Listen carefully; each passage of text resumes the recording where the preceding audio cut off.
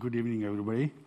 Your Excellency, Mrs Ruchi Ghanashyam, members of the House of Lords, members of the Parliament, Champa Patel,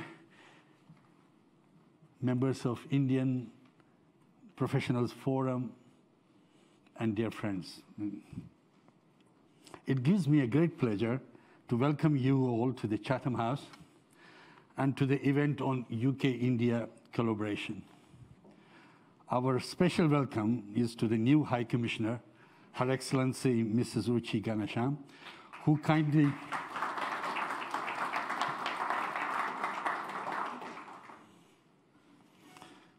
agreed to address us today, soon after her arrival last week, and we're grateful and honored that she has chosen this event as her first public speech.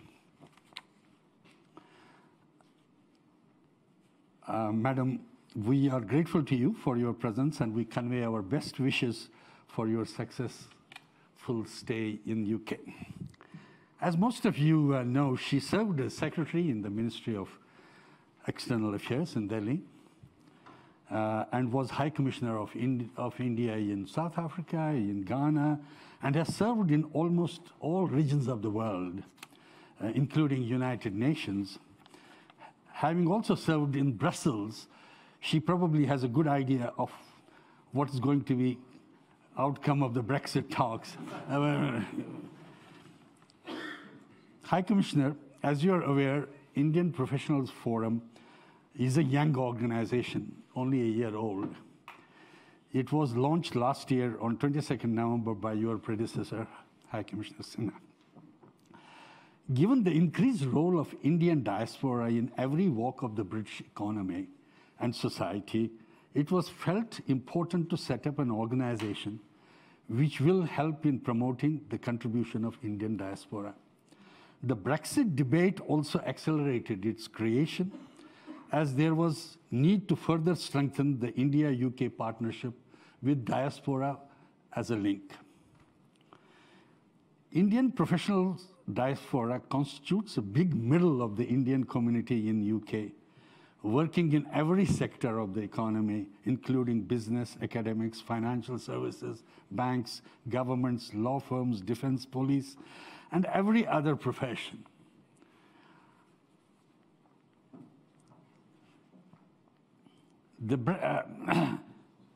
Apart from making considerable contribution to UK economy, the diaspora has maintained a strong link with India. UK and India are strong economic partners. British companies are large investors and employers in India, and Indian companies are large investors and employers in UK. We organized over 10 events during the last year. A number of these activities focused on the impact of Brexit for Indian diaspora and the partnership with India, particularly in relation to immigration, employment, education, and business, including financial services.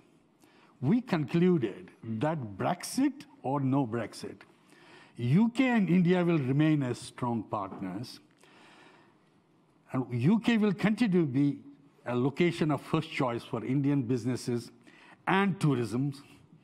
We're not sure about the students, as there are some mixed experiences. And London will remain as a strong global financial center for raising finances, including for Indian businesses and infrastructure like masala bonds.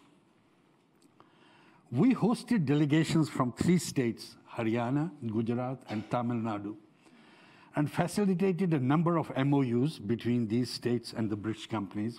And we are also taking a delegation to Vibrant Gujarat. We also had the participation of Finance Minister of India and the senior Indian government officials in organizing an event at London Business School on opportunities in the distressed investment market in India, a multi-billion-dollar market. We will continue the work in this area. However, our focus has been on advanced technology companies, particularly startups in UK and India, and strengthening the UK-India technology corridor for UK companies to scale up in India and for Indian companies to innovate in UK. In this regard, we were very pleased to host the Indian Minister of Information Technology and Law, Sri Ravi Shankar Prasad, who also launched the UK-India Innovation Fund, PONTAC, at that time, in July. We are focusing on strengthening the technology parks in UK to match the Silicon Valley in USA. As you are aware, 20% of the technology startups in Silicon Valley are set up by Indian diaspora. The number of such companies in UK is very small. We have prepared a working paper and have planned a series of activities to increase the technology startups in UK in collaboration with UK and Indian technology companies. We'll also focus on key issues of importance to Indian diaspora and both to UK and Indian governments. One of these issues is the health service, and there is considerable scope in this area. We are pleased that our first roundtable of experts on health services is being held today after your keynote address, and we will be introducing them shortly afterwards. Finally, I must say that all this was possible only because of the huge support from everyone. IPF Small Working Party, IPF members who are all here and who are also contributing financially, our strategic partners and donors, particularly ICICI Bank, and our partner Chatham House. We're grateful to Champa Patel and her colleagues who have been very, very kind to let the activities of Indian Professional Forum go. But my most and last grateful thanks are for the support we have received from the High Commission of India, your predecessor, your Deputy High Commissioner, Minister Manish Singh, and his colleagues, and we look forward to working with you as much in the future. Thank you for your attention.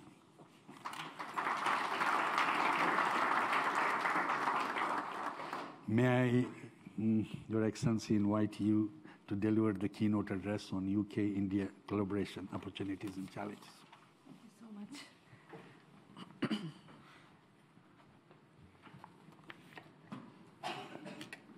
Is there some way to remove this? Because if I stand here, I don't think anybody can see me. Often in the aircrafts, when I'm struggling to put my hand luggage in the, above the seat, people tell me that I'm vertically challenged. So in this position now, I'm particularly finding myself challenged. But I can see most of you, so I presume that you can see me too. Mr. Mohan Kaul, members of the Indian Professional Forum, Lord Lumba, Lord Dulakia, councillors, and so many distinguished people who are present here today. I am really delighted to be here today at this very well-known, internationally recognized place. I just learned today that it's actually called the Royal Institute of International Affairs because we all know it more by its popular name, the Chatham House. It is not the time for me to be coming and speaking to people and giving keynote addresses because this is really my second week in office. And it's really the time to learn and to listen to people and to familiarize myself with the requirements of my new responsibility. But I was told by my office, by everyone in the office that I asked, without exception, I was told that the membership of this Indian Professionals Forum is really outstanding. So it is in honor of all of you that I have really ventured out and taken the risk of coming and speaking on a subject that I am familiar with only very briefly. And notwithstanding what you said, Dr. Kaul, and notwithstanding my previous experience of of Europe.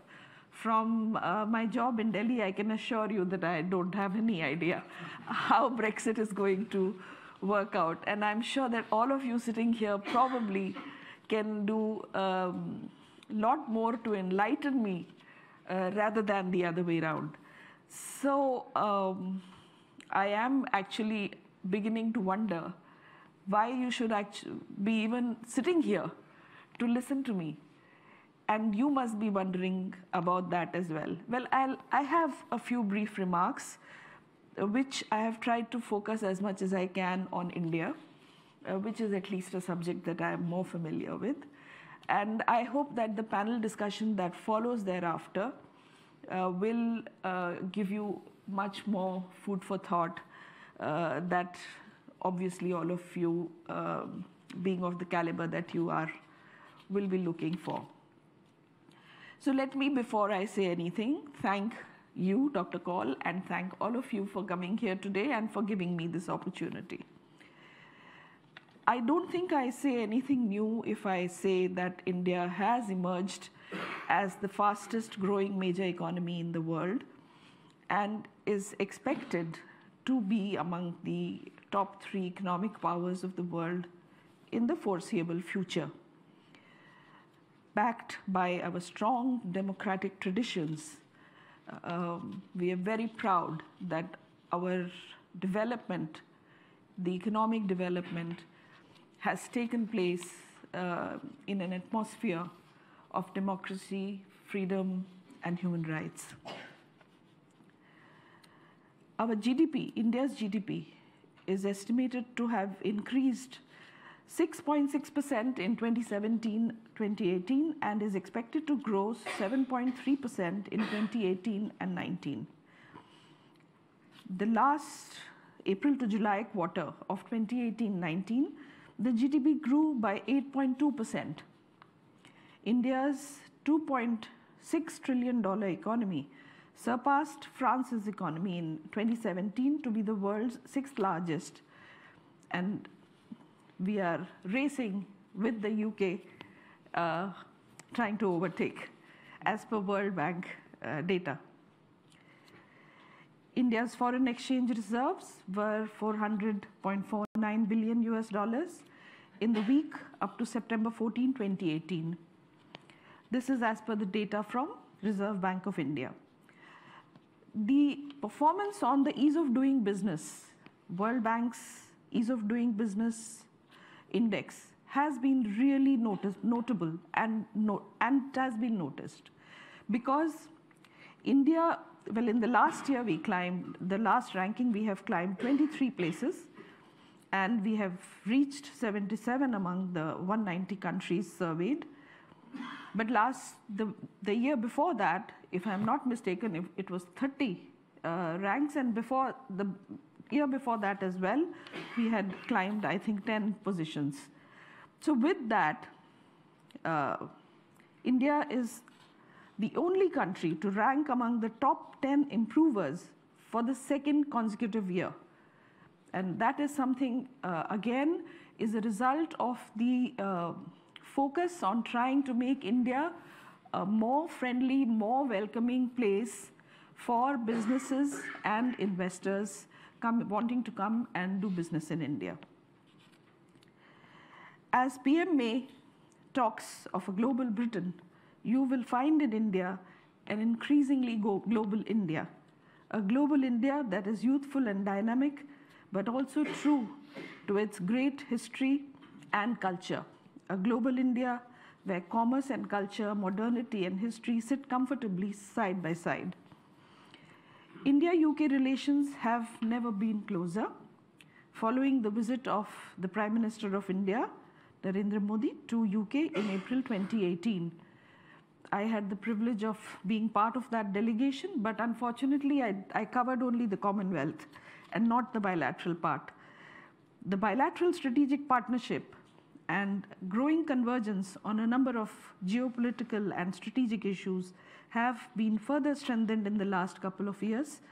During the Prime Minister's visit, both countries signed 10 MOUs and agreements spanning initiatives across technology, cybersecurity, and Ayurveda, tackling serious and organized crime, trade and investment, skills and vocational education, dairying and animal husbandry, Ganga rejuvenation, and safe usage of nuclear energy. These commitments reinforce the natural ambition of both countries to further bilateral cooperation. And this was not a one-off occasion where the Prime Minister of India visited the UK, because the previous year Prime Minister May had visited India, and earlier, if I'm not mistaken, PM Cameron visited India thrice. So it has been a steady process of visiting each other and trying to work on bilateral relationship to take it forward. The UK is also home to 1.5 million people of Indian origin. They have done very well in all walks of life. I think, as I addressed, we have 2 lords sitting here and several councillors, and I think all of you sitting here who are of Indian origin are testimony to the fact that the Indian diaspora is doing very well in the UK.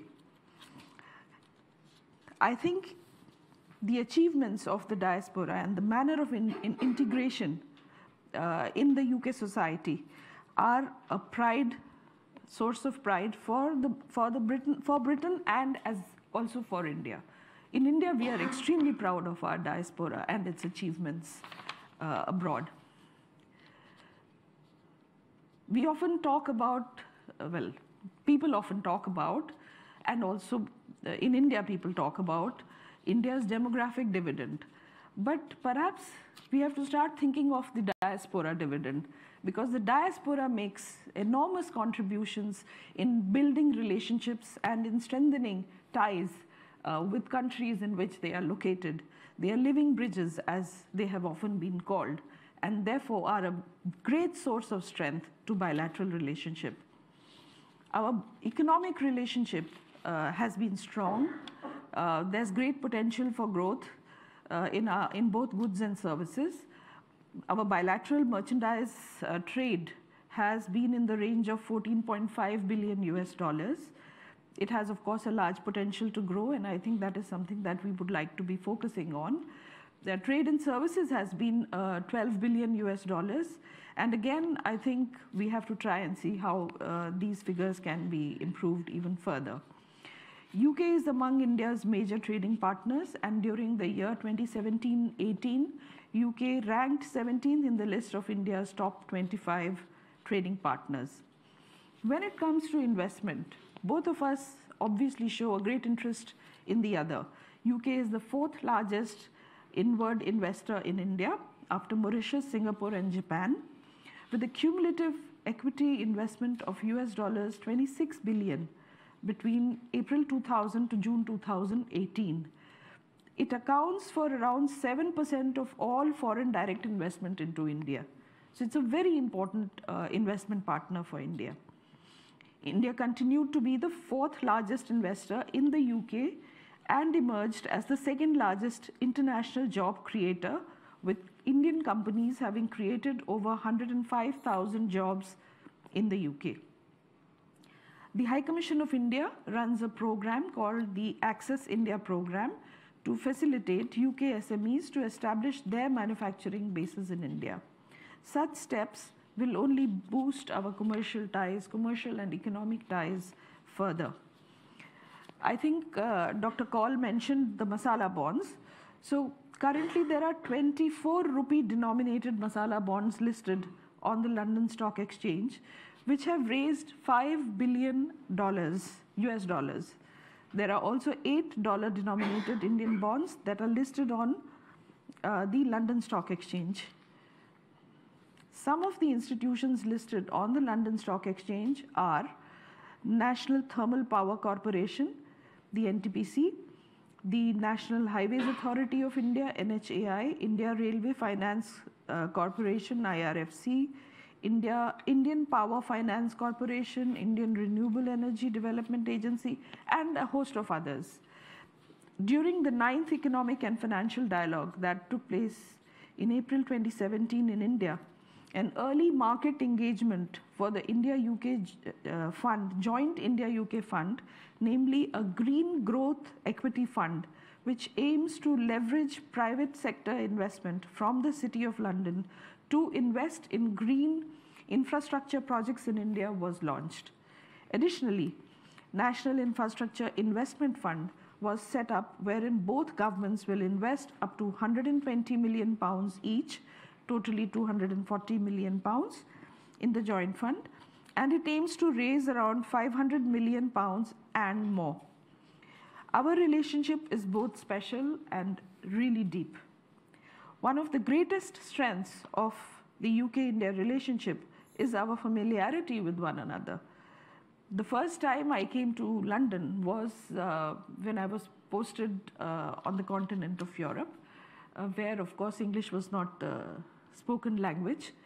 And I often bought hair cream when I was trying to buy hair shampoo, and felt very illiterate, because I found that when it was, especially if it was, well, French at least I could figure out, but some other language, it became even harder. And the first time I came to London, everything seemed so familiar. And I stopped to ask myself, why is everything sounding so familiar? I have never come here before. And the answer immediately came to my mind, to the brain, that everybody is speaking in English. That is the first thing, because you can communicate with someone, and that really makes life so much easier. So we are familiar with each other. We know each other for a very long time. But the risk of familiarity, obviously, that you become complacent.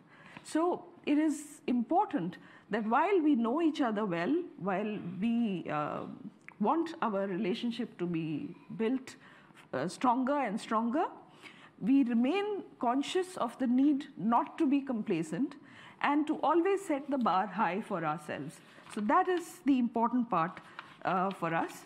Rightly now, we are focusing on healthcare, which I think you're going to discuss today, and identifying partnering in futuristic technologies. So these are some of the areas that we are now focused on, and we feel that in a technology-savvy world, cooperation in these areas would be very useful between our two countries. So, following Prime Minister Narendra Modi's visit to India, to UK, the India-UK Technology Partnership was launched by the then Department for Digital Culture, Media and Sports Secretary of State, Mr. Matt Hancock, in Delhi in May 2018, that will help us to benefit in the wake of the next technology revolution. UK expertise in tech and fintech and strengths in innovation and India's skilled manpower and startup culture will help to ensure the creation of high-value jobs, higher productivity, and will help us to tackle shared challenges.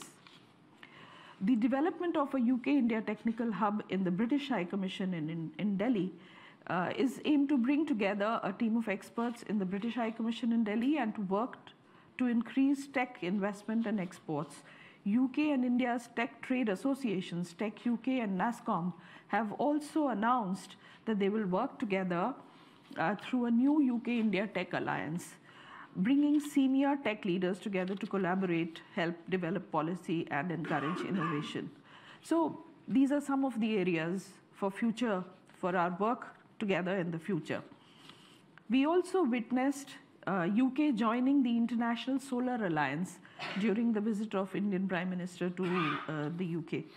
This is a multi-country global initiative to tackle climate change, and it is led by India and France, and British expertise to support the delivery of ISA's objectives and proposed collaboration between UK and the ISA on solar financing will go a long way to meet the developing country objectives in reducing their dependence on fossil fuels. Now, as Dr. Kaul said, I had the opportunity to handle India's relations with the EU in my previous role as Secretary West in the Ministry of External Affairs in New Delhi. And as I said earlier, you are probably wiser than I am on some of the questions. But I find it really interesting that I now have the opportunity to observe that process from the other side. And it's perhaps the most interesting period imaginable in the recent years. And that presents challenges, yes, but also opportunities. And for us, I think the important part is how to identify both the challenges and the opportunities. The importance of identifying the challenges is obvious, because if you identify the challenges, only then can you work to improve the system that may be available for you to deal with those challenges. But identifying the opportunities is also very important, because if we don't identify them in time, we may find that we really missed the bus. And that is not the intention on either side. So one of the reasons why I came here today is to look forward to interacting with you over the months and over the weeks as I settle down in the UK, and to hear from you about this process, about what you think that we can do together, what India and UK can do together. Where do you see the problems? Where do you see the challenges? How do you think they can be overcome? And what are the opportunities that India should not miss? I'm not saying that on each one of those we will take action like that and there would be a revolutionary progress taking place. But if we know it, at least we can start to think about it and start to feed it into the system and see how we can overcome and make the best use of the opportunities. One thing I could say without any hesitation, India-UK partnership is very old. It has stood the test of time. And whatever happens to this process, in whichever way it turns out, I have absolutely no doubt in my mind that India and UK will remain important partners. And we will continue to work together to improve this partnership and take our relationship from strength to strength. Of that, I have absolutely no doubt. There are challenges that people have identified. I think business organizations, UK IBC and others, some say that Indians like to see the opportunities, some point out the challenges. So I don't know if this is really the place for me to go into all those details. You are professionals, you probably know those details more than I do, and perhaps before I do. So I will just conclude by saying that the visit of our Prime Minister to UK happened at a good time. It was in response to the visit of the Prime Minister of UK to India. Both leaders have set ambitious targets for us to give a new trajectory, to give a faster pace to the development of our relationship. And I feel really honored and privileged to be in the UK at this particular point of time in history, because this is the time when so many things will happen. And this is the time when a High Commissioner and a High Commission have the opportunity to contribute to the relationship in helping to take the relationship forward. With that, let me thank all of you for listening so patiently, despite the fact that I had already confessed to you that I know very little about the topic of discussion. I also thank you for inviting me. And on behalf of myself and the High Commissioner of India, I promise you that we will work with you. The reason that I'm standing here today is by itself an indication of how much we want to work with you and to help this organization. Thank you so much. Thank you. Well, High Commissioner, thank you very much for your talk, and thank you very much for all the good words that you mentioned. We won't disappoint you. We will be there knocking your doors, and we'll be here to ask us anytime if there's anything. There are a lot of professionals for every discipline, as you said, from technology to music.